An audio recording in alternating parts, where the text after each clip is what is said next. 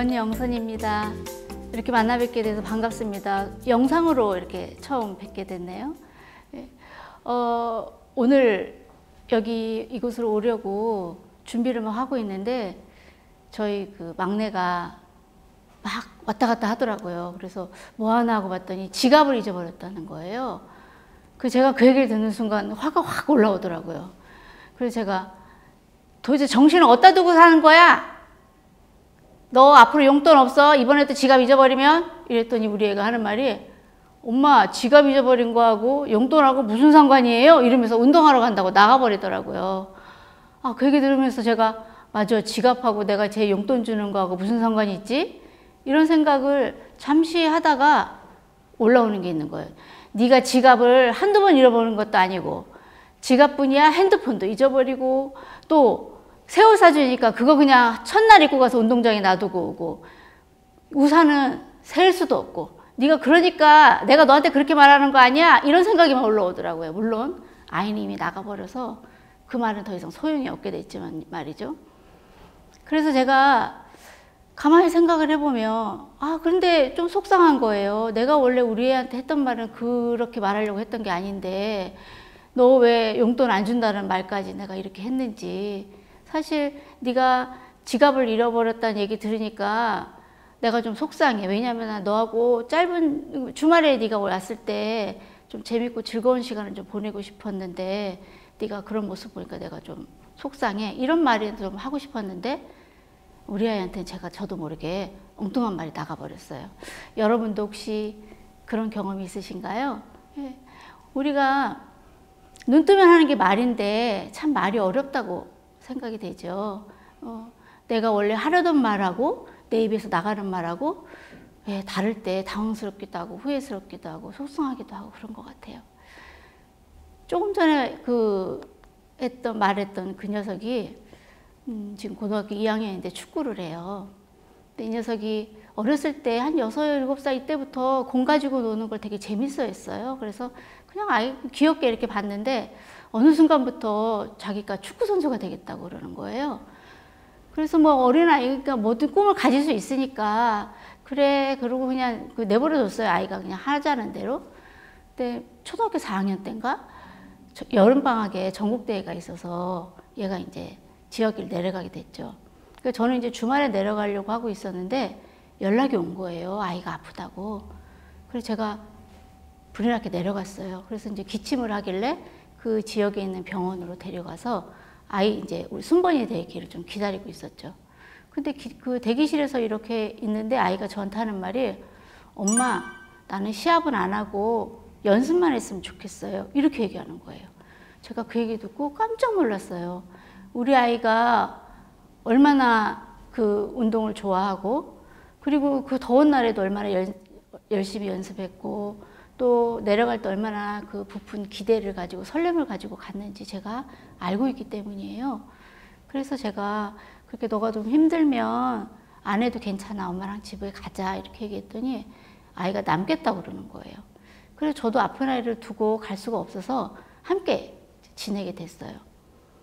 그러면서 제가 그때 좀 발견한 게 있었죠. 우리 아이의 모습을 그곳에 함께하고 있는 평상시에 우리 아이의 모습을 그곳에 함께하고 있는 친구들에게 제가 보게 된 거예요. 운동하고 와서 축 늘어진 어깨를 하고 오거나 아니면 친구들 사이에서 들었던 말을 속상해하면서 울면서 나한테 말할 때 저도 좀 속이 상했었거든요. 그런데 그 친구들이 누구랄 것 없이 서로가 서로한테 그런 말을 주고받는 것을 제가 보게 됐어요. 그래서 저게 비단 우리 아이만 힘들어하는 게 아니고 우리 친구들이 다 그런 마음으로 그런 경험을 하고 있구나. 그래서 서로가 서로에게 영향을 주고받고 있구나 하는 걸 제가 그때 알게 됐죠. 그때 그 어린 꼬마들을 생각하면 지금 생각해도 좀 목이 이렇게 메이는 것 같아요.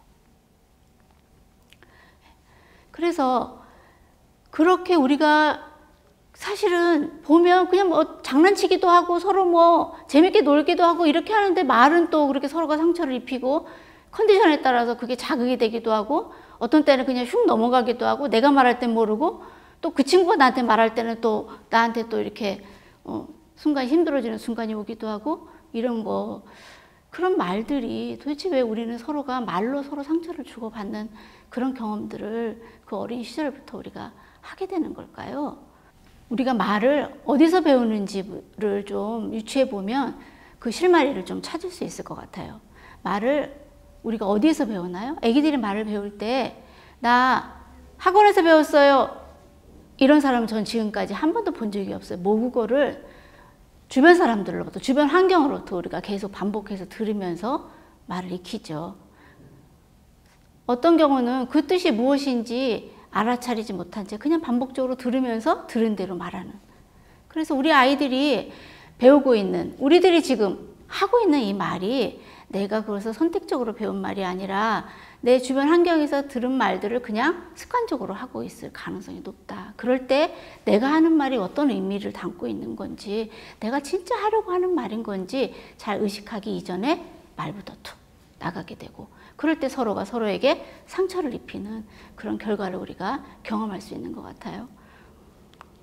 그래서 이런 말을 우리가 좀 많이 주고받을 수 있는 것 같아요. 네가 뭘 알아? 너 지금 배울 때야. 내가 하라는 대로만 하면 돼. 그거 못 따라하면 너 성공하기 힘들다. 수업 알아? 열심히 뛰어다니잖아. 이런 말 들으면 좀 어떠세요? 순간 긴장이 되기도 하고 화가 나서 뭔가 한마디 대응하고 싶기도 하고, 그리고 다시는 그 사람 보고 싶지 않아서 고개가 이렇게 돌려지기도 하고, 여러 가지 반응이 우리가 있을 수 있는데요. 그렇지만 이 말에도 분명히 원래 하려고 하는 내용이 있어요. 원래 그 사람이 하려고 하는 말이 있었는데 이렇게 나오는 거죠. 그 말이 뭘까요? 여러 가지 우리가 유추해 볼 수 있지만 지금은 좀 내가 알려주는 방법들을 좀 훈련해 보면 어떨까? 지금은 좀 배우는 시기니까 열심히 배우고 너만의 방식을 좀 터득할 때까지 좀 한번 해보면 어떨까? 네가 할 수 있는 시간을 네가 좀 충분히 확보해서 연습해보면 어떨까? 이런 내용들일까요? 그런데 우리가 그 말을 원래 하려던 말 대신에 네가 뭘 알아? 넌 내가 시키는 대로만 하면 돼. 이렇게 우리가 얘기를 하곤 하죠. 그래서 여기에 있는 내용들을 평가하는 말이에요. 내가 다 알고 있어. 그러니까 너는 내가 시키는 대로 하면 돼. 그리고 넌 학생이니까, 지금 학생 선수니까 그냥 당연히 넌 배워야 해. 그리고 그렇게 내가 하라는 대로 하면 되니까 너는 내가 시키는 대로 해. 하고 강요하는 거. 그리고 그거 못하면 그건 네 책임이다. 내 책임이 아니야. 난 열심히 너한테 하라고 했다. 책임을 부인하는 거. 그리고 누군가와 계속 비교하는. 이런 말들 안에 우리가 하는 말이 다 포함이 되어 있어요. 어떤 이야기든 그 줄기를 타고 들어가면 그 5가지 안에 우리가 좀 들어가 있다고 볼까요? 그런데 원래 이 말을 하려 하는 사람의 의도는 그를 비난할 의도가 있었던 건 아닐 거예요. 조금 더 기량을 좀 향상시키고 조금 더 나은 삶을 살게 하고 조금 더 행복한 삶을 살게 하고 싶은 그런 소망이 있었을 텐데, 내 입에서 정작 나가는 말은 그것과 점점 멀어지는, 더 나아가서는 관계가 단절되는 그런 이야기들을 우리가 주고받는 그런 경험을 할 수 있을까요? 그래서 이런 말 대신에 그러면 어떻게 하면 좋을까를 우리가 좀 고민해 볼 수 있는데, 우선 말하고 대화하고 우리가 좀 구분해 볼 필요가 있어요. 현실에서는 말하고 대화하고 혼용해서 써요. 저 인간 진짜 말이 안 통해. 대화가 안 돼요. 내가 차라리 벽에다 대고 얘기하는 게 낫지. 어떻게 하면 좋아요? 이렇게 우리는 말과 대화를 혼용해서 쓰죠. 말하고 대화는 어떤 차이가 있을까요? 말은 지금 생각해 떠올리시는 그대로예요. 말은 한 방향이죠. 그 사람이 지금 그 주제에 대해서 말하고 싶은지, 지금 나와 말할 마음이 있는지, 그런 상태인지에 관계없이 내가 그냥 내 하고 싶은 이야기를 그에게 그냥 쏟아내는 거죠. 그도 역시 마찬가지예요. 말할 때는 내가 지금 어떤 상태인지 별로 고려할 대상이 아닌 거예요. 그냥 자기가 하고 싶은 이야기를 나한테 쏟아내는 거죠. 이에 반해서 대화는 내가 그 사람한테 무언가를 얘기할 때 내 안에 내 말을 듣고 저 사람이 그것에 대한 자기의 의견을 말할 거라는 걸 내가 예상하고 말하는 거예요. 그래서 내가 말하면 그가 그 말에 대한 반응을 보이고, 그가 말하면 또 나도 그것에 대한 내 의견을 말하고, 이렇게 왔다 갔다 하는 걸 우리는 대화라고 할 수 있을까요? 어떠세요? 나는 좀 말을 좀 자주 하는 편인가, 대화를 자주 하는 편인가, 한번 좀 생각해 볼 그럴 타이밍인 것 같아요. 네, 그걸 좀 염두에 두면서 지금까지 우리가 습관적으로 이렇게 말하는 방식과 좀 달리 좀 어떤 새로운 대안이 없을까? 여러 가지 방법이 있겠지만 그중에 오늘 비폭력 대화를 소개합니다. 비폭력 대화는 Non-Violent Communication의 약자로 NVC라고도 하는데요. 마샬 로젠버그 박사가 임상 심리학자인데요. 이 모델을 개발하셨어요. 그래서 여러 강연이나 또 어떤 갈등 현장에서 사용을 하다가 우리나라에는 캐서린 한께서 도입을 하셔서 우리가 지금 이렇게 이 내용들을 우리가 함께 나누고 또 실천에 옮기고 생활하고 그러고 있는 중입니다. MVC 모델은 굉장히 간단해요. 관찰, 느낌, 욕구, 부탁의 순으로 이야기하시기를 권해드리는데요. 아까 저희 아이와의 같은 그런 사례로 보면 이 모델로 말한다면 제가 그때 얘기했던 건 너 제정신이야? 너 지갑 이번에 또 잊어버리면 너 앞으로 용돈 없어? 제가 이렇게 얘기했는데 그것을 제가 MVC를 만약에 얘기했더라면 이렇게 얘기할 수 있었을 거예요. 네가 지금 지갑 찾는 모습 보니까 내가 좀 걱정돼. 너 오래간만에 만났는데 너하고 나 좀 이렇게 즐거운 시간 보내고 싶은데 너가 지갑 잊어버리면 어떡하나 내가 염려도 되고 그것 때문에 너하고 나하고 또 언쟁이 벌어질까 봐 내가 좀 염려되거든. 너 지갑 같은 거 좀 네가 좀 정해놓은 곳에 한 군데 좀 일정한 장소에 두면 어떨까? 이렇게 얘기해 볼 수도 있고 때로는 엄마에게 듣고 어때? 이렇게 얘기해 볼 수도 있을 거예요. 이렇게 MVC 모델로 말도 할 수 있고요. MVC 모델로 들을 수도 있어요. 네가 지금 지갑 찾는 거 보니까 좀 답답해? 좀 빨리 나가야 되는데 지갑 못 찾아서?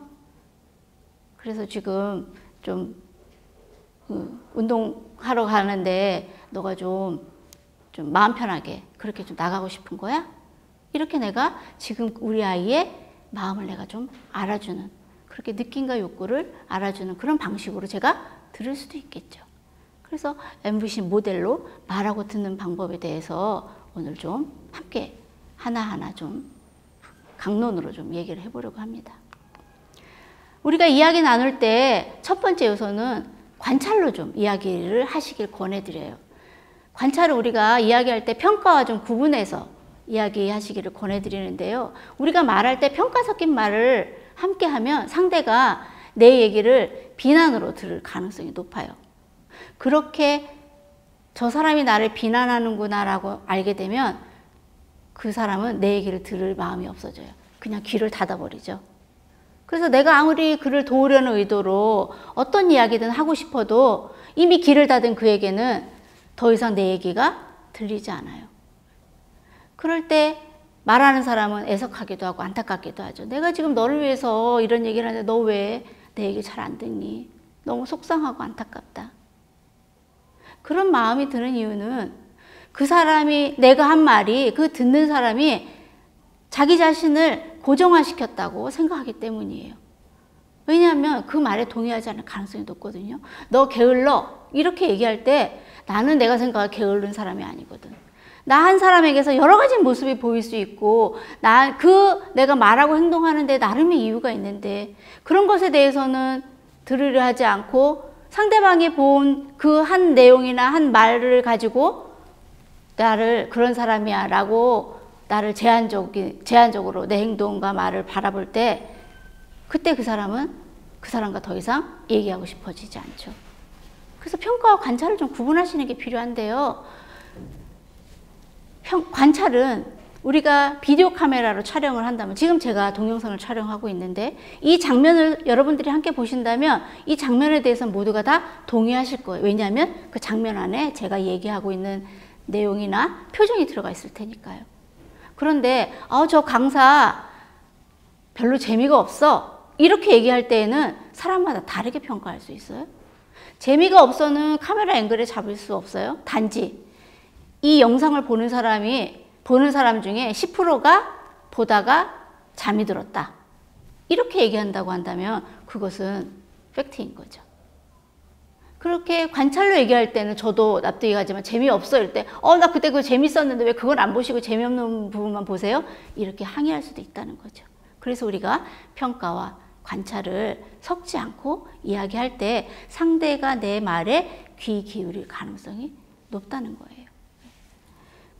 그래서 그것을 좀 그 내용을 보면 평가, 아까 제가 우리 아이한테 도대체 정신 어디다 두고 다니는 거야? 이렇게 얘기했어요. 정신 없다는 거죠. 근데 이걸 관찰로 표현한다면 이렇게 표현할 수 있겠어요. 네가 지갑 잃어버렸다는 거 하면서 찾는 모습 보니까, 그 말은 우리 아이도 저도 서로가 동의되는 부분이에요. 네. 근데 내가 너 정신 어디다 두고 다니는 거야? 이렇게 얘기할 때 우리 아이가 동의하지 않으니까, 엄마 지갑 잃어버린 거하고 용돈하고 무슨 상관이에요? 이렇게 저에게 자신의 의견을 반박하게 되는 거죠. 또 하나 볼까요? 우리 이런 얘기 잘하죠. 아, 잘했어, 잘했다, 이런 얘기 좀 하죠. 이 잘했어라고 하는 것이 어떤 때는 취업되기도 하지만, 나는 내가 생각하기에 오늘 내가 실수한 부분이 있었는데 그런데도 잘했다고 얘기하네? 그거에 대해 내가 좀 듣는 사람의 고개를 갸우뚱할 수 있어요. 뭔가 좀 불편해요. 나를 평가하는 말로 들을 수 있어요. 그럴 때 내가 항상 잘해야 되는 사람으로 내가 좀 부담감을 가질 수도 있죠. 그리고 그렇게 잘했다고 얘기하시는 그 선생님도 그때 그 아이가 조금 더 잘하고 그걸 기하로 해서 조금 더 용기 내기를 바라는 마음인데 서로 간에 의미 전달이 정확히 되지 않을 수도 있어요. 그래서 관찰로 한다면 이렇게 얘기 나눠볼 수 있겠죠. 오늘 코너킥 2번 했는데 모두 키퍼한테 바짝 붙여서 좋았어. 이렇게 얘기할 때, 아, 내가 코너킥에서 키퍼한테 볼을 바짝 붙여서 하는 게 잘한 거구나. 다음번에도 내가 한번 그렇게 해봐야지 라고 하는 정확한 피드백이 될 수 있죠. 그런데 우리의 대부분의 피드백은 우리가 얘기하는 언어 습관대로 잘했어? 더 열심히 해? 뭔가 좀 모호한 목적어 주어는 사라진 그런 표현으로 우리가 할 때 원래 우리 지도자들이 피드백 주려고 하는 그 의도와 다르게 서로 오해가 생길 수도 있고 또 모호하고 좀 명료하지 않은 그런 경험을 우리가 하게 될 수도 있어요. 그래서 우리가 평가와 관찰을 좀 구분하시는 건 그런 면에서도 좀 더 중요할 수 있다. 그런데 우리가 이 관찰을 한다는 건 결국 오감을 통해서 받아들이는 거죠. 눈으로 보고, 귀로 듣고, 또 냄새 맡고, 또 촉감을 느끼고, 이렇게 오감을 통해서 외부의 정보를 받아들이는데 그 자체가 이미 우리의 몸이에요. 육체를 통해서 우리가 외부의 정보를 받아들이죠. 그래서 그때 그 느낌을 상대한테 그대로 표현할 때 그 사람과 내가 서로 이해가 될 가능성이 높아요. 그런데 우리가 지금까지는 어떤 방식이었느냐면 주로 내 생각을 표현했죠.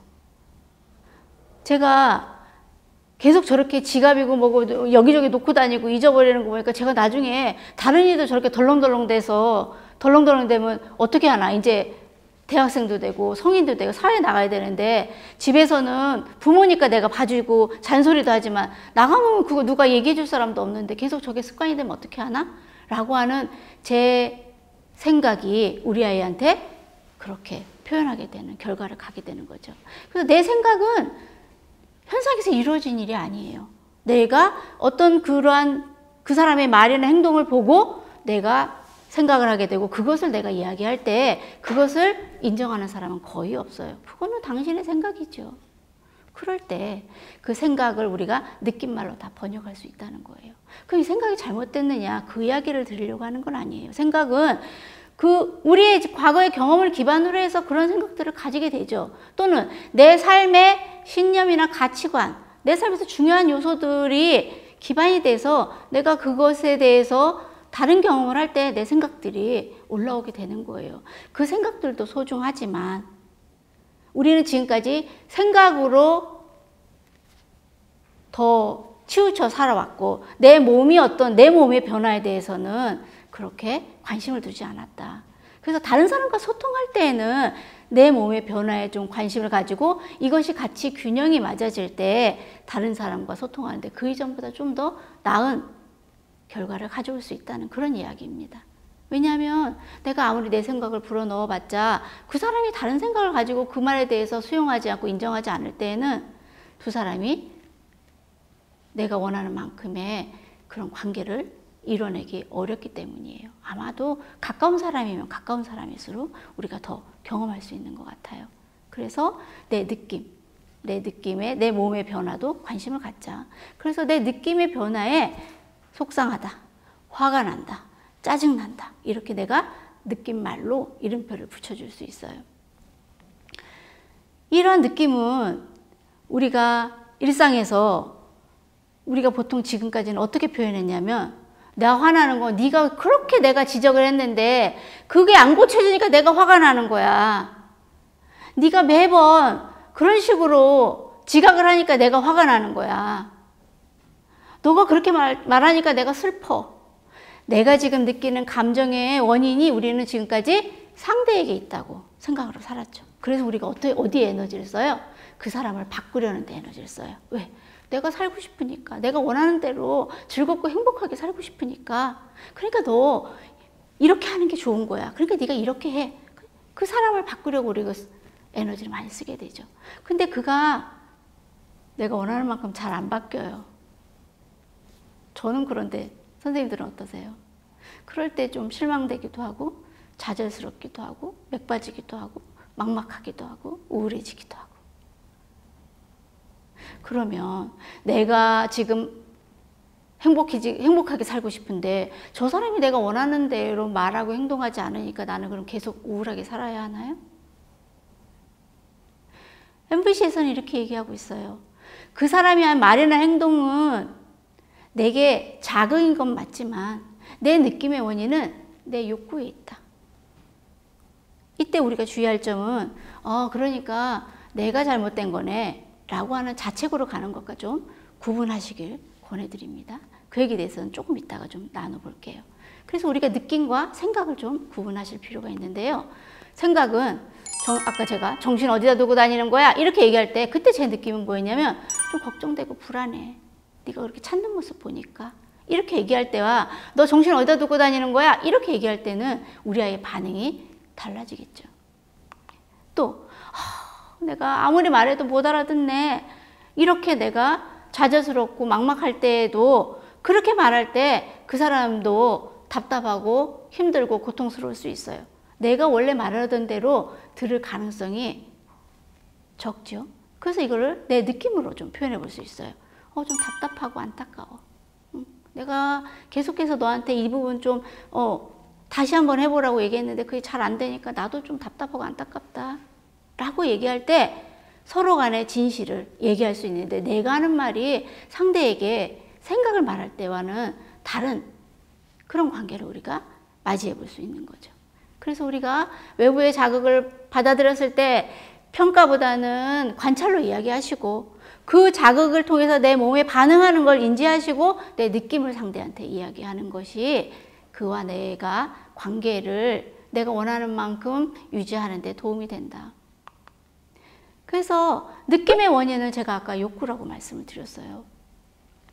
내 느낌의 원인은 그 사람한테 있다고 할 때 그 사람이 바뀌지 않으면 나는 영원히 행복할 수 없을까요, 그러면? 내 느낌의 원인은 네 책임이야 라고 할 때 그가 뭔가 어떻게 내가 원하는 방향으로 바뀌지 않으면 나는 계속 그렇게 살아야 하나요? 그렇지 않아요. 내 느낌의 원인은 내 욕구에 있고, 내 욕구는 내가 삶에서 중요하게 여기는 가치이기 때문에 내가 지금 그 순간 필요로 하는 것이기 때문에 그것을 내가 충족시킬 수 있는 방법을 내가 찾아볼 수 있는 여지가 있는 거예요. 그래서 느낌은 욕구가 충족되었는지 충족되지 않았는지 알려주는 메신저와 같은 역할을 합니다.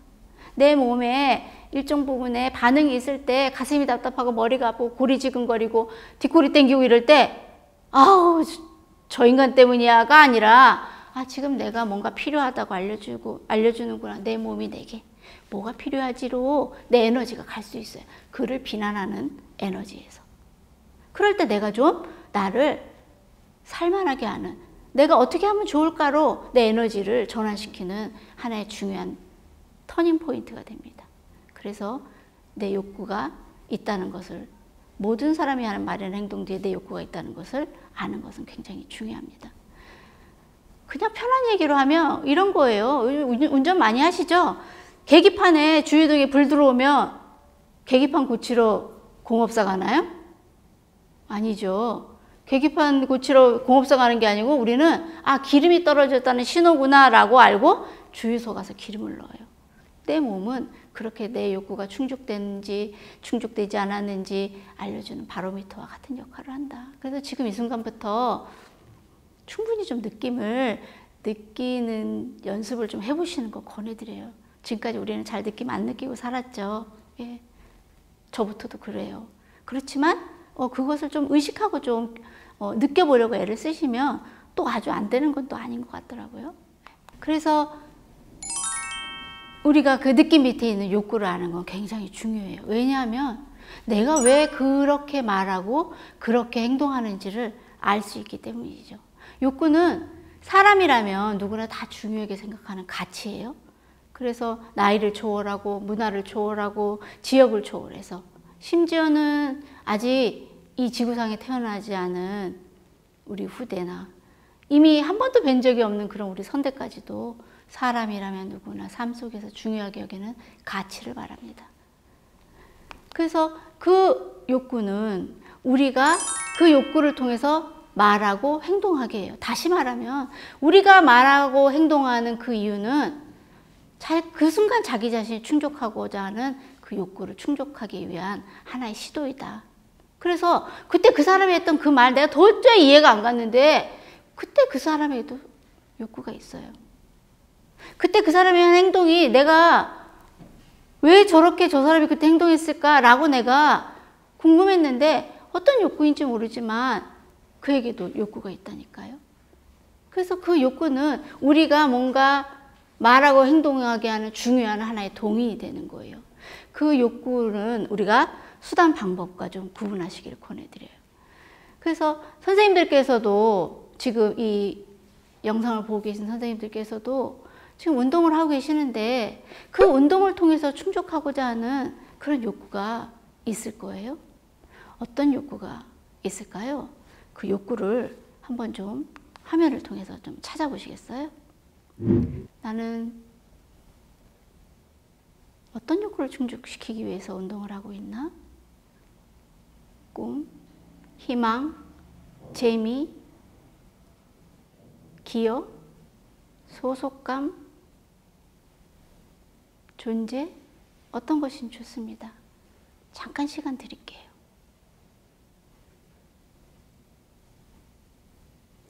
그래서 우리가 욕구는 같은 자극이어도 내 욕구가 무엇이냐에 따라서 다르게 우리가 느낌이 다를 수 있는데요. 얼마 전 우리가 이제 올해 올림픽이 끝났죠. 올림픽에서 양궁이 굉장히 이번에 흥미진진하게 봤는데 김재덕 선수 파이팅 외쳤죠. 그때 제가 예능 프로그램에서 봤는데 김재덕 선수가 처음에 파이팅 하고 큰 소리로 이렇게 우렁차게 외쳤을 때 좀 그 소리가 좀 처음에는 자극이 됐다는 거예요. 그런데 어느 순간인가 그 파이팅이 없으면 뭔가 좀 마음을 안정감을 찾고 하는데 좀 기다려져서 안정감을 찾는데 좀 필요해서 좀 기다려지더라는 그런 이야기를 이제 같은 동료 선배 양궁 선수들이죠. 그런 얘기를 들었어요. 그때도 그 욕구가 있는 거예요. 처음에 저 소리 너무 신경 쓰인다 이럴 때는 좀 편안하게 내 자신을 좀 정서적으로 좀 안정하고 그런 마음이었을까요? 그런데 어느 순간인가 파이팅이 기다려지는 그 순간에는 그 말을 들을 때, 그 외침을 들었을 때 뭔가 기운이 나고 또 신나고 우리가 좀 함께 하고 있구나. 그런 어떤 소속감? 이런 것들이 있었을까요? 내 욕구가 뭐냐에 따라서 내 느낌이 달라진다는 사실을 알 때 내 욕구가 내 안에서 얼마나 커다란 그런 중요한 핵심적인 작용을 하는지 우리가 알 수 있을 것 같아요. 그래서 우리가 욕구와 수단 방법을 구분하시는 게 필요합니다. 왜냐하면 욕구 자체는 하나의 가치이기 때문에 현실에서 그것이 드러나질 않아요. 그 욕구를 충족하기 위해서 수단 방법으로 우리가 드러나는 거죠. 그래서 아까 저희 아이와의 관계를 얘기해 보면 저는 우리 아이하고 좀 즐거운 시간을 갖기를 원했어요. 그런데 우리 아이가 지갑 찾고 서로가 언쟁을 벌이는 것에 대한 걱정이 있으니까 그래서 저한테 좀 우리 아이가 물건을 좀 제자리에 놓는다면 너하고 나하고 이런 얘기 하지 않을 수 있을 텐데 하는 아쉬운 마음이 있고 그래서 제 욕구는 즐거움인데 물건 제자리에 놓는 거죠. 근데 만약에 물건 제자리에 놓는 것이 저한테 익숙한 방법이기 때문에 그것만을 우리 아이한테 제가 강조를 한다고 하면 우리 아이는 엄마의 잔소리인 거죠. 왜냐하면 이 사람이 살다 보면 여기 놓을 수도 있고 저기 놓을 수도 있는 거지 왜 엄마가 꼭 말하는지 꼭 한 군데만 놔야 돼요? 이렇게 얘기할 수 있어요. 그럴 때 저는 그 말이 불편한 거죠. 물건은 제자리에 있어야만 해. 그런데 너가 물건 제자리에 놔서 너가 더 이상 물건을 잊어버리지 않게 된다는 걸 내가 알게 된다면 내가 너하고 좀 재밌는 시간을 보내고 싶은데 그런 시간을 내가 좀 가질 수 있을 것 같아. 라고 한다면 우리 아이가 고개가 끄덕여지는 거예요. 물건이 제자리에 놓여 있을 때 엄마가 즐겁구나. 그런데 나도 내 삶에서 즐겁게 사는 게 중요한데 엄마가 그 얘기를 들으니까 내가 물건 제자리에 놓는 게 나한테 익숙하지 않더라도 엄마가 그렇게 말하는 것을 이해할 수 있다는 거죠. 그것은 굉장히 중요한 에너지를 두 사람 간에 가져가게 하는 겁니다. 저한테는 살면서 안심하고 사는 게 되게 중요해요. 더군다나 자녀를 키우는 엄마의 입장에서. 근데 저희 아이가 운동을 하는데 제가 좀 이렇게 따라다녀 봤더니 이 참 어려운 그런 일이구나. 이걸 좀 제가 몸으로 많이 경험을 했어요. 그래서 저희 아이가 운동도 네가 좋아하는 운동 하지만 네가 좀 공부도 좀 함께 했으면 좋겠어. 그러면 엄마가 좀 안심할 수 있을 것 같아. 왜냐하면 네가 엄마 공이 내 발에 닿는 순간이 너무 행복해요. 이렇게 얘기 들을 때 네가 얼마나 운동을 좋아하는지 그것을 엄마로서는 충분히 이해가 가지만 몸으로 하는 거기 때문에 언젠가는 네가 하고 싶은 운동을 통해서 네가 또 다른 분야로도 네가 좀 나아가고자 할 때 너한테도 좀 준비하고 선택의 순간이 있을 때 네가 좀 편하게 선택할 수 있었으면 좋겠어. 그러면 엄마가 좀 안심할 수 있을 것 같아. 그래서 네가 다른 거는 몰라도 숙제는 꼭 했으면 좋겠어. 그러면 네가 적어도 앞서지는 못해도 네가 공부를 놓치지는 않을 수 있을 것 같은데 엄마 얘기 듣고 어때? 이렇게 얘기할 때 저희 아이가 엄마 공부하라고 하는 엄마의 잔소리로 들리기보다는 내가 앞으로 무슨 일을 하든지 내가 좀 선택하면서 살 수 있을 거라는 거 안다면 그것이 예측 가능하다면 엄마가 좀 안심할 수 있구나. 엄마가 안심하고 산다는 건 나도 안심하면서 사는 게 나한테도 중요한데 그럴 때 서로가 연결이 되는 거예요. 그럴 때 내가 조금 힘들고 어려움이 있지만 그래도 내가 공부를 좀 해볼까 하는 그런 생각들을 내 안에 이렇게 가져보게 될 수 있을 확률이 높다는 거죠. 그래서 우리가 갈등 상황에서 서로 간에 갈등하는 것은 바로 이곳에서 욕구 차원에서는 갈등이 없어요. 왜냐하면 그걸 통해서 충족하는 욕구는 그에게도 나에게도 우리 모두에게도 삶에서 다 중요한 거기 때문에 그런데 그것을 충족시키는 수단 방법이 사람마다 다 다른 거예요. 그래서 우리가 수단 방법에서 충돌을 하는 거예요. 그러면 수단 방법이 누구의 수단 방법은 좋은 거고 누구의 수단 방법은 나쁜 거냐? 이런 의미라기보다는 내가 무엇이 더 익숙하냐? 내 삶에서 어떤 방법을 해봤느냐? 내 경험이 무엇이냐에 따라서 어색하기도 하고 익숙하기도 한 거죠.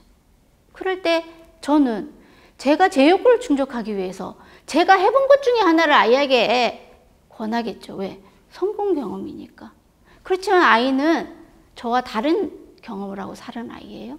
같은 욕구를 할지라도 우리 아이가 충족하고자 하는 방법은 그 욕구를 충족하는 방법은 다를 수 있어요.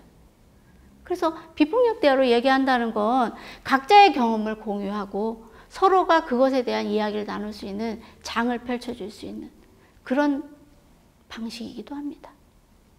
왜냐하면 내가 저 사람 잘 알아 이렇게 얘기할 때 사실 그 사람을 얼마만큼 잘 알까요? 잘한다는 건 또 어떤 의미일까요?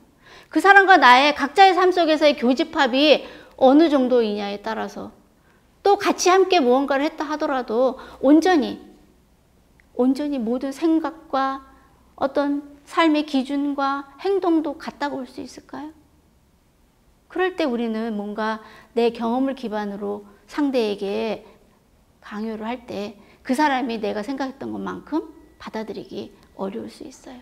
그래서 우리가 욕구와 수단 방법을 구분하고 그 수단 방법을 통해서 충족하고자 하는 욕구로 들어갔을 때 두 사람의 갈등을 해결할 수 있는 그런 기반을 마련할 수 있습니다. 왜냐하면 욕구는 나한테도 중요하고 서로가 이해할 수 있는 그런 경험을 하게 할 테니까요. 네, 우린 지금 MVC 모델에 대해서 하고 있습니다. MVC 모델로 이야기한다는 건 관찰, 느낌, 욕구, 부탁의 순으로 이야기하시길 권해드렸고, 들을 때도 또 그렇게 들으시라고 제가 말씀드렸죠. 느낌은 욕구가 원인이에요. 그 사람이 한 말이나 행동이 아니라. 그래서 이 느낌과 욕구는 각자의 마음 안에 있어요. 그래서 다른 사람은 잘 알지 못해요. 나만이 알 수 있는 거. 내가 그때 어떻게 느끼고 그때 내가 무엇이 중요하고 소중했는지 필요했는지는 나만이 알 수 있는 거죠. 이 4스텝과 우리가 좀 구분하시길 권해드렸던 것이 있었어요. 뭐 어떤 거예요? 관찰은 평가와 구분하시길. 그래서 관찰과 평가를 섞지 마시길. 느낌과 생각을 구분하셔서 생각을 내가 상대에게 이야기하기보다는 내 느낌을 얘기할 때 그 사람과 내가 연결될 가능성이 높다. 그리고 우리는 욕구와 수단 방법을 구분하시길 권해드렸어요. 욕구는 수단 방법을 통해서 구현이 되는 건데, 나는 나한테 필요한 내 욕구를 충족하기 위해서 나한테 익숙한 수단 방법 중에 하나를 부탁 국면으로 가져갑니다. 그리고 이 부탁은 강요와 구분하시길 권해드립니다. 부탁은요, 결국 내가 내 욕구를 충족하기 위해서 내가 누군가한테 수단 방법 중에 하나를 제안해 보는 거예요. 그래서 그 사람이 그 욕구를 좀 들어주기를 바라는 마음이 간절할 수도 있죠. 그런데 우리는 그 간절함을 가슴에 담아두고 내가 그 사람한테 얘기할 때, 내가 그 사람한테 이야기할 때 아까 뭐라고 말씀드렸냐면, 내가 그 사람한테 얘기할 때 그 사람이 내 말대로 움직여주기를 바라는 것은 말일 가능성이 높고, 내가 그 사람한테 뭔가 얘기했을 때 그 사람이 내 말을 듣고 자기의 의견을 하는 것을 내가 알고 얘기한다고 그랬어요. 그래서 왔다 갔다 하는 것이 우리 대화라고. 그래서 내가 그 사람한테 부탁은 했지만 그 사람이 자기의 의견을 뭔가 얘기할 거라는 걸 안다는 건 굉장히 중요해요. 그래서 이 강요는 행동 부탁과 연결 부탁으로 좀 나눌 수 있는데요. 행동 부탁을 좀 긍정적으로, 구체적으로 행동으로 옮길 수 있도록, 그리고 청유형으로 좀 이야기하시기를 권해드려요. 그래서 물건 제자리에 둬라 이렇게 이야기할 때에 상대가 받아들이는 것과 내가 그 지갑은 책상 위에 좀 두면 어떻겠니? 이렇게 얘기할 때 상대가 내 얘기를 듣고 어떤 반응을 보일지는 에너지가 충분히 다르다는 걸 우리가 경험하실 수 있어요. 또 이렇게 얘기해 볼 수 있겠죠. 야, 네 공이 얼마나 빠른데 약한 소리 하지 말고 자신감 가져. 뭔가 선수가 좀 힘과 용기를 갖기 위해서 이렇게 얘기해 볼 수 있겠죠. 그럴 때 선수가 그 이야기에 동의가 되기도 하고 동의가 되지 않을 수도 있어요. 근데 그거는 동의가 되는지 안 되는지는 상대의 이야기이기 때문에 내가 잘 알지 못하죠. 그럴 때 MVC에서 제안하는 방식으로 얘기할 때 안전하게 내가 의도한 대로 상대에게 이야기를 전달해 볼 수 있다는 거예요. 네가 130km 속도였을 때 네 팔의 움직임을 좀 기억할 수 있겠어? 그때 네가 했던 그 투구 동작을 떠올리면서 연습해 보는 건 어때? 그것은 아이가 힘과 용기를 갖게 하는 하나의 이미지를 떠올리게 하고 그걸 기억해서 계속 연습할 수 있는 하나 기운을 넣어줄 수 있는 말이죠. 의도는 같지만 상대가 내가 의도한 대로 들을 수도 있고 내가 의도한 대로 듣지 않을 수도 있을 때 MVC로 얘기한다는 건 내가 내 의도대로 상대한테 잘 전달할 수 있도록 이야기할 수 있는 그런 하나의 방법입니다. 또 하나 행동 부탁 말고 외에 또 연결 부탁이 있는데요. 연결 부탁은 MVC에서는 이렇게 말해요. 내 대화에 상대를 초대한다고. 그냥 아주 편하게 얘기하면 상대가 말할 기회를 주는 거는 그 어떤 말이든 다 연결 부탁이에요. 그 중에 제가 좀 몇 가지 사례를 좀 가지고 왔는데 그걸 좀 보자면, 내가 한 말에 대해서 상대방의 좀 반응을 좀 알고 싶을 때, 그럴 때 내가 연결 부탁 해볼 수 있어요. 내가 한 말 듣고 네 생각 어때? 오늘 경기에 대해서 네가 한 역할에 대해서 좀 하고 싶은 말이 있다면 좀 해도 좋아? 지금 그 사람이 어떤 생각을 갖고 있는지 내가 좀 알고 싶을 때 상대에게 이야기할 기회 줄 수 있죠.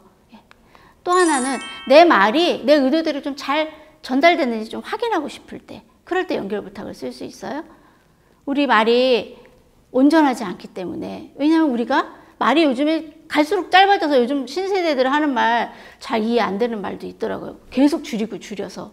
그런데 그거 아니어도 우리들이 일상에 쓰는 말이 많이 삭제되어 있어요. 그래서 나는 그렇게 말했다고 생각하지만 상대가 내 의도대로 듣지 않을 가능성이 우리 삶에서 꽤 존재하죠. 그럴 때 우리가 오해가 생기기도 하고, 그럴 때 내가 좀 이렇게 표현해 볼 수 있어요. 내가 지금 내 의도대로 좀 정확히 말했는지 알고 싶어서 그러는데 내 말 좀 어떻게 들었는지 말해줄 수 있겠어? 네가 좀 이해한 대로 말해줄래? 제 얘기가 어떻게 들렸는지 좀 이해한 대로 얘기해 주실 수 있을까요? 어떤 이야기든지 상대가 지금 어떻게 들었는지를 내가 확인해 볼 수 있는 거죠. 또 상대 말을 듣고 내 말을 좀 이어가고 싶을 때 상대 얘기를 우리가 다 듣죠. 듣고 특히 이제 학부형들 만날 기회가 있거나 이럴 때 이렇게 좀 이런 말들을 좀, 또는 그 고객 접점 부서에 계신 분들, 또 뭔가 좀 대민 업무를 하는 분들, 그럴 때 지금 고객님 말씀은, 지금 민원님 말씀은, 지금 아버님 말씀은 이러이러하다고 이해했는데 맞나요? 이럴 때 언제 이런 말들이 좀 도움이 되느냐면 좀 많이 좀 흥분하거나 좀 그분이 한 말 또 하고 한 말 또 하고 할 때 그때 이렇게 좀 이야기하면 그분이 좀 컴다운 되는데 도움이 됩니다. 왜냐하면 같은 말을 계속 반복한다는 건 그만큼 상대방이 내 얘기를 좀 들어줬으면, 잘 이해했으면 하는 바람이 클 때 이야기해요. 그런데 상대가 내 얘기가 잘 전달됐는지 잘 되지 않은지 알 수가 없으니 계속 같은 말을 반복하기 쉽거든요. 그럴 때 지금 민원님 말씀은, 지금 아버님 말씀은 이러이러하다고 제가 이해했는데 맞나요? 이럴 때 그분이 안심할 수 있어요. 그리고 난 다음에 내 얘기를 할 때 상대가 들을 귀가 열린다는 거죠. 지금 너 생각이 이렇게 하다는 거지? 그렇게 내가 이해했는데 맞아? 이렇게 얘기해 볼 수 있는 거죠. 그 다음에 다양한 코칭 질문들을 이미 하고 계실 수도 있는데요. 연결 부탁으로 다 가능한 일입니다. 그래서 오늘 예를 들어서 개인 목표 설정하는 때도 필요할 수 있어요. 연습 게임 하기에 앞서서 오늘 시합 중에 이거 하나는 꼭 해야지 하는 게 있다면 어떤 건지 좀 한 사람씩 말해볼까? 시합 전에 우리가 세웠던 작전하고 끝난 후를 좀 비교해보고 오늘 좀 좋았던 점하고 보완해야 될 점이 있다면 어떤 게 있는지 좀 한마디씩 해볼까? 그룹 코칭 해볼 수 있는 거죠. 시합 끝나고 서로 비난하고 판단하는 것이 아니라 오늘 좀 이렇게 좌절한 것처럼 보이는 선수가 있다면 가서 이렇게 그냥 다정하게 얘기해 볼 수 있어요. 오늘따라 네 생각대로 좀 볼 컨트롤이 안 좋아서 좀 걱정이야? 볼 컨트롤이 잘 됐던 대로 한번 생각해 볼래? 그때는 좀 어땠어? 이렇게 물어볼 수 있어요. 또는 오늘 시합에서 축하할 것하고 다르게 했으면 하는 게 있다면 뭐가 있을까? 이렇게 물어볼 수도 있죠. 이거는 제 개인 경험인데요. 우리 집에 그 녀석이 5학년 때인가? 운동을, 자기가 그렇게 좋아하는 운동을 하면서 자존감이 너무 낮아지는 거예요. 엄마가 옆에서 볼 때 근데 제가 할 수 있는 게 아무것도 없더라고요. 그래서 어떻게 하면 좋을지 늘 안타까워 했는데 어느 날 제가 우리 아이한테 이렇게 물어봤어요. 너가 오늘 경기장에서 있었던 일 중에서 혹시 축하할 일이 좀 있었을까? 그랬더니 제 말이 끝나기가 무섭게, 엄마 그럴 일은 절대 없어. 아니야, 그래도 한번 잘 생각해봐. 그래도 너 좀 축하할 일이 있었을 수도 있잖아. 우리 애가 한참 생각해보더니 생각해보니까 뭐 하나 있긴 한데. 그래서 뭔데? 내가 친구한테 패스 받아서 내가 슛 하려고 그랬는데 나보다 좋은 위치에 있는 친구를 발견해서 내가 그 친구한테 패스해줘서 골이 내서 그 친구가. 그래서 내가 한 개 도움했어. 거 봐, 있잖아. 오늘 운동장에서 있었던 일 중에서 좀 다르게 했으면 하는 게 뭐가 있어? 다르게 했으면 하는 거, 내가 시합하다가 상대방한테 내가 볼을 뺏겼어. 그래서 그거 좀 속상해. 왜 그때 엄마는 축구를 잘 몰라서 그러는데 그럴 때 어떻게 하면 좀 오늘과 다른, 그리고 볼을 뺏기지 않은 일이 있을 수 있어? 내가 그때 잠깐 딴 생각한 것 같아. 그래서 내가 운동장 안에서는 내가 딴 생각을 하지 말아야 되겠어. 이거를 제가 매일 물어봤어요. 우리 아이한테. 집에도 처음에 막 귀찮아하고 엄마 왜 그런 거 물어봐. 그런 거 없어. 막 이렇게 얘기했는데 한 일주일 지나고 2주일 지나니까 우리 아이가 집에 들어오면 제 얼굴 보면 엄마 오늘 축하할 건 뭐고요? 다르게 했으면 하는 건 뭐고요? 제가 일이 늦어서 늦게 가면 자기는 자야 되니까 전화해요. 엄마 오늘 축하할 건 뭐고요? 다르게 했으면 하는 건 뭐고요? 그렇게 한 서너 달이 지났는데 그 이전에 저희 아이와는 완전히 다른 아이로 그 표정이 달라져 있는 걸 제가 볼 수 있었어요. 우리 아이가 오늘 운동장에서 무엇을 축하하고 무엇을 다르게 할지를 알아차린다는 건 아이가 인식하지 않으면 그것을 찾아볼 수 없겠죠. 그럴 때 이런 연결 부탁들이 우리 친구들에게, 우리 선수들에게 도움이 될 수 있다. 그래서 이거는 제가 그냥 몇 개의 예시를 드렸을 뿐이지 충분히 무궁무진하게 그 사람의, 상대방의, 선수의 이야기들을 들을 마음이 있다면 어떤 표현도 좋을 것 같습니다. 네. 그래서 MBC 모델에 대해서 관찰, 느낌, 욕구, 부탁에 대해서 좀 우리가 알아봤는데요. 나는 어떤 유형일까요? 한번 좀 볼게요. 피드백하고 싶은 장면이 하나 그냥 있어요. 제가 그냥 사례를 보면 골대 앞에 동료가 있는데 한 친구가 골대 방향으로 막 드리블하고 있는 그런 선수를 보신 거예요. 그때 우리 지도자 입장에서 이렇게 반응할 수 있겠죠. 아, 내가 가르치는 능력이 없나. 아무리 말을 해도 안 되네. 지친다. 아, 이거 어떡하면 좋냐. 이렇게 좀 자책하는 그런 반응이 있을 수 있을까요? 또 이렇게 반응해 볼 수도 있겠죠. 야, 너 달리기 선수야? 옆에 동료 선수를 봐야지. 정신 안 차릴래? 이렇게 또 고함을 지를 수도 있어요. 그러신가요? 좀 공감이 가시나요? 네. 어떠세요? 이 두 가지 반응 우리가 다 할 수 있는데 내가 좀 내가 이거 어떻게 해야 될지 모르겠다 이런 반응으로 주로 가시나요? 이 녀석아 그렇게 말했는데 왜 그것도 아직도 그게 안 고쳐져? 이런 반응으로 가시나요? 두 가지 길이 있지만 우리는 주로 한 가지 방법으로만 간다는 걸 혹시 지금 좀 알아차리시겠는지요?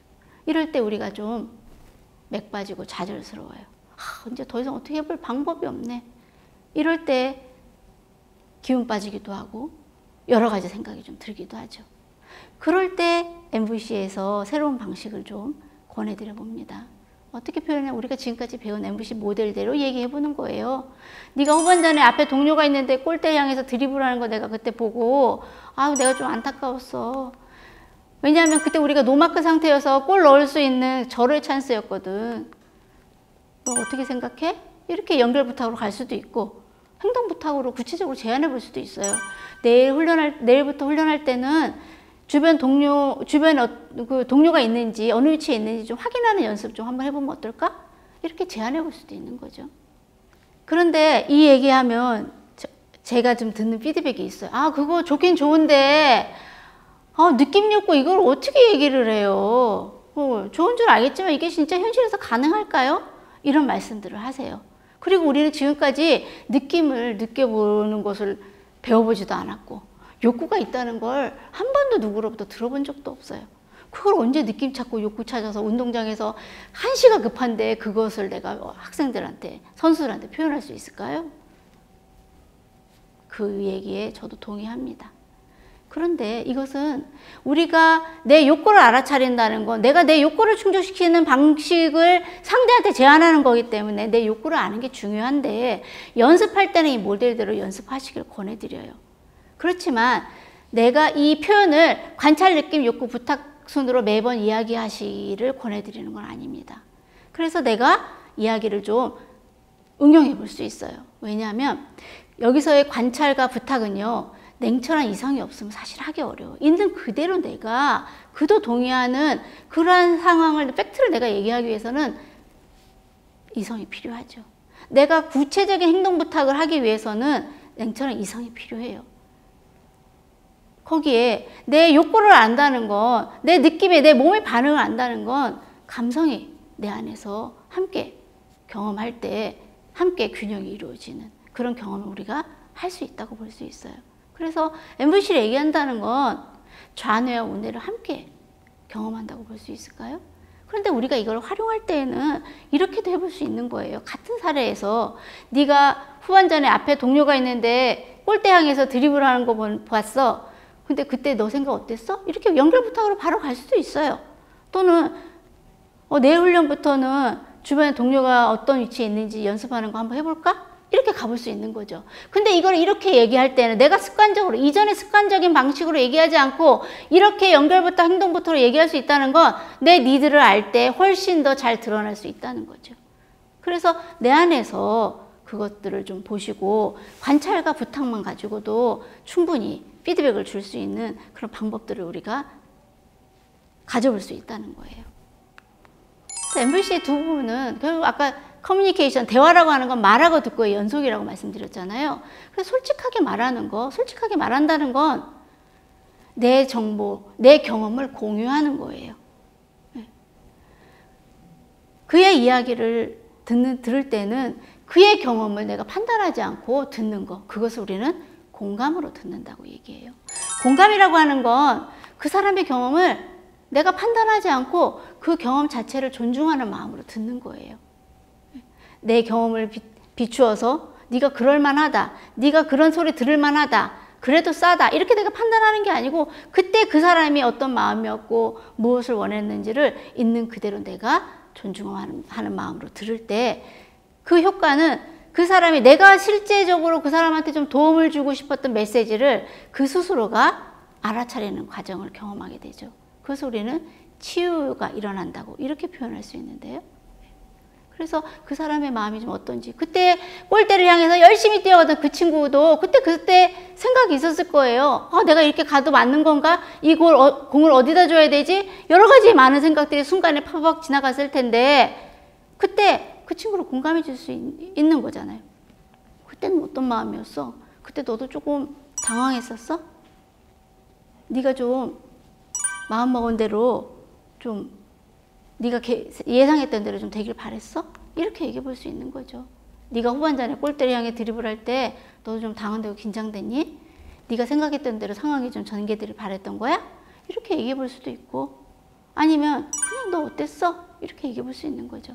그럴 때 피드백 차원을 넘어서서 피드포워드를 할 수 있는 거예요. 코칭적인 그런 대화를 그 스스로가 알아차리면서 자기가 어느 방향으로 어떻게 해야 될지를 스스로 찾아갈 수 있는 그런 에너지를 줄 수 있는 그런 대화 방식이 될 수 있다는 거죠. 그래서 우리가 오늘 이야기한 것이 좀 마무리할 시간이 되었는데요. 외부로부터 내가 자극이 있을 때 우리는 지금까지 봤던 방법은 4가지 방식이었어요. 하나는 뭐예요? 내가 이제 어떻게 하나, 더 이상 방법이 없네, 내가 왜 이거밖에 못하나. 또 하나는 왜 너 그렇게 얘기해도 안 돼, 그를 비난하거나. 또 하나 MVC 방식으로, MVC 모델로 표현해 보는 거예요. 또는 그의 이야기를 공감으로 들어주는 거예요. 근데 제가 오늘 여러분들께 말씀드리고자 하는 건, 그러니까 이전의 방식은 잘못됐으니 지금 오늘 MVC 방식을 아셨으니까 MVC 방식대로 하시도록 좀 노력해 보세요, 이 말씀을 드리려고 하는 건 아니에요. 우리의 MVC 몰라도 지금까지 잘 살아왔어요. 나름의 방식으로 연결하면서 사람들과 행복하게. 그런데 내가 이제 더 이상 어떻게 해보지 못하는 순간들을 맞이할 때 어떻게 해볼 도리가 없었어요. 그런데 우리가 새로운 방식을 알았다고 생각하시면 어떨까요? 내가 이전의 방식으로 할 때에도 내가 선택해서 할 수 있다면, 내 언어적인 표현은 이전의 방식대로 내가 표현하고 있지만 내 의도가 너를 도울 마음이야. 너에게 너와 내가 좀 이 상황에서 좀 이 공경에서 잘 빠져나가고 싶은 마음이야. 너하고 내가 좀 평화롭고 싶은 마음이야. 이런 의도가 내 안에 있을 때 그 표현이 무엇이든 상대에게 잘 전달될 수 있지 않을까요? 그럴 때 MVC가 하나의 연장이 될 수 있을 것 같아요. 지금까지 내가 가지고 있던 연장에서 연장함에 또 하나의 연장을 이렇게 집어넣는. 진정한 대화를 한다는 건 저에게 한번 물어본다면 누군가 내 에너지를 어디에 쓸지 선택하는 과정이다. 저는 좀 이렇게 말씀드리고 싶어요. 재밌는 얘기 하나 해드릴까요? 저 어렸을 때 저희 집에 이 연장이라고는 망치하고 일자 도라이버 큰 거 있잖아요. 여러분이 기억하시는, 보고 계시는 그 2개밖에 없었어요. 그 저희 아버지가 그걸로 우리 집에 있는 물건을 다 고치셨죠. 근데 어떤 거는 더 망가뜨려가지고 막 엄마한테 막 잔소리 듣기도 하고, 어떤 건 아예 손도 못 댔어요. 근데 지금 저희 집에는 연장함이 있어서 도라이버가 일자 십자는 물론이고 사이즈별로 다 있어요. 안경 도라별까지. 적재적소에 필요한 것들을 써볼 수 있어요. 그래서 오늘 이 자리가 선생님들께서 내가 더 이상 이렇게도 해보고 저렇게도 해봤는데 더 이상 어떻게 도리가 없어. 어떻게 하면 좋지? 이렇게 생각이 될 때 언젠가 내가 MBC라는 걸 한번 들어본 적이 있는데 그 방법 한번 써볼까? 라고 기억에 떠올리시는 그런 연장을 하나 장착하실 수 있는 그런 기회가 되었다면 저에게도 의미 있는 자리가 될 것 같습니다. 이렇게 영상으로나마 이렇게 인사드리고 또 오프라인에서 또 뵐 수 있는 그런 기회가 또 있기를 바라면서 오늘 제 이야기 이것으로 마무리할까 합니다. 네, 감사합니다.